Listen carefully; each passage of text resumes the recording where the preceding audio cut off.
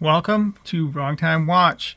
My name is Kevin, and today we're looking at the Wayforth Voyager Chronograph. This particular model is the V1.03. They have a handful of different colorways. A few of them are sold out. The price for this watch is currently $325, but I think it's going to go up soon. So I'll leave a link in the video description to the website. Go check them out. Also, thanks to WatchWit for sending this over for us to take a look at. So the watch is on loan.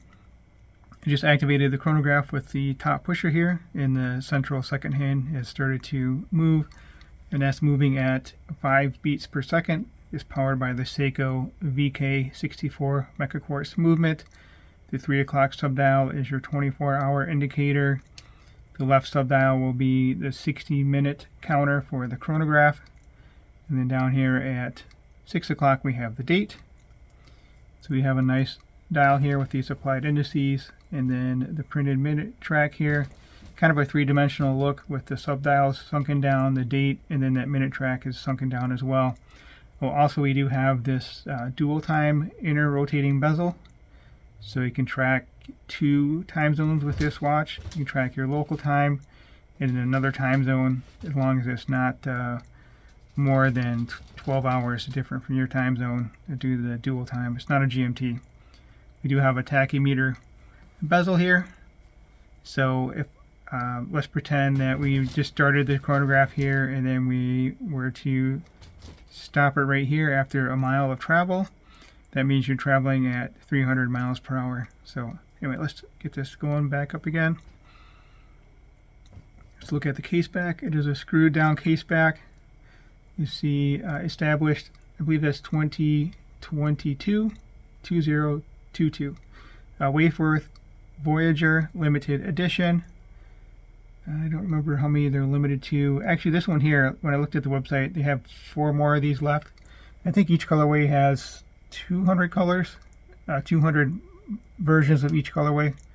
Okay, it's 316L stainless steel, sapphire crystal, mecha quartz movement, and then watch is rated to 100 meters of water resistance.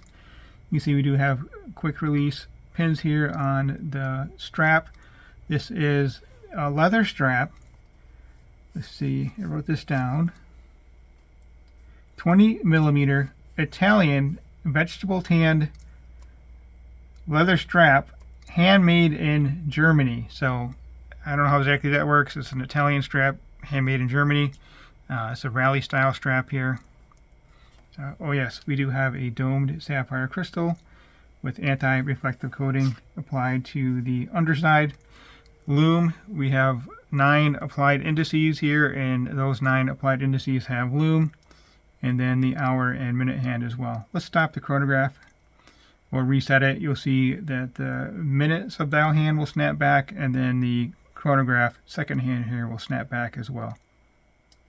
So just like a mechanical chronograph. Actually, I'm still wearing my Speedmaster.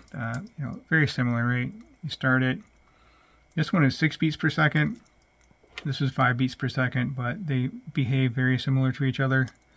Stop that, reset it, and you'll see that snaps back. So a lot less expensive. I believe these are, I don't even know, $7,000-8,000 now, and this again $325. So get the chronograph, one less subdial, but works very similar to each other. Okay, so we have a push-pull sign crown. Again, 100 meter of water resistance. If you pull the crown out, the second hand actually doesn't have a running second hand, but when you pull it out, the watch will stop moving. You can adjust the time and you can adjust the date.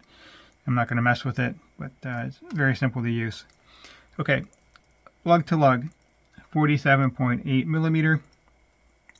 The bezel diameter is 41 millimeter, 13.4 thick, 20 millimeter lug width, and it does taper down to 18 millimeter, 6.4 millimeter signed push-pull crown. So you can orientate it back up that way if you like. And the watch weighs in at 82 grams. Also, since I do have the Speedmaster here, you can see the lugs kind of similar with the twisted lugs here. The Speedmaster is a little bit thicker of a lug, but you can kind of see the similarities here. with how the lugs are on both of these watches. So yeah, I think it's a neat watch here. Not terribly expensive. You get the brushed and polished stainless steel. You have the dual time bezel, which I haven't seen before. So I think it's a pretty neat watch here. Let's get this on wrist, and then we'll check out the lume. Oh, it does have a signed, stamped buckle and a stamped tang here. A fixed keeper and a floating keeper. The strap feels very comfortable. I'm not sure how much the previous reviewer wore this watch, but yeah. I guess I should say watch wit. It just feels weird calling someone by their channel name, but I guess that's how we do it here. Okay. So I have a 6.5 inch wrist with a 52mm wristband. And the lug's, you know, not too long on this, 47.8, so it fits my wrist pretty well. And again, I have a 6.5 inch wrist, 52mm wristband. I believe I'm on the second tightest hole, or is that the tightest hole? I believe I'm on the tightest hole. It's kind of hard to tell with the rally strap holes there. So yeah, if you have a wrist smaller than mine, then this may still work. You can always put it on a different strap.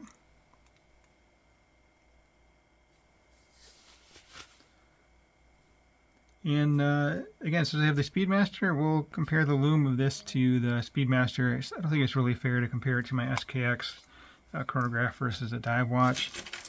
But here's a look at it for size reference. Again, 41mm. It's not too small, not too big. I think it's a pretty good size. And then that allows you to see the chronograph subdials. Now I can see them pretty easily, so the smaller chronograph is a little harder to see. I had my Seagull over here, but I think I moved it somewhere. The Seagull is a 38, so a little bit smaller of a watch. Anyway, let's take a look at the lume here. Okay, so we have the Voyager on the left and my Speedmaster on the right. This is the previous version of the Speedmaster. It's not the current version, which you could probably tell by the bracelet. But let's see how it looks. So the Omega does have a better lume. Again, it's 20 times the price, I would guess. Somewhere around there. A lot more expensive. And again, we only have lume on the, let's see, 1, 2, 10, 11, 12, and then 4, 5, 7, 8 indices on the Voyager. But good enough to tell the time with. Alright, that will conclude this video. As always, thank you for your time, and thank you for watching.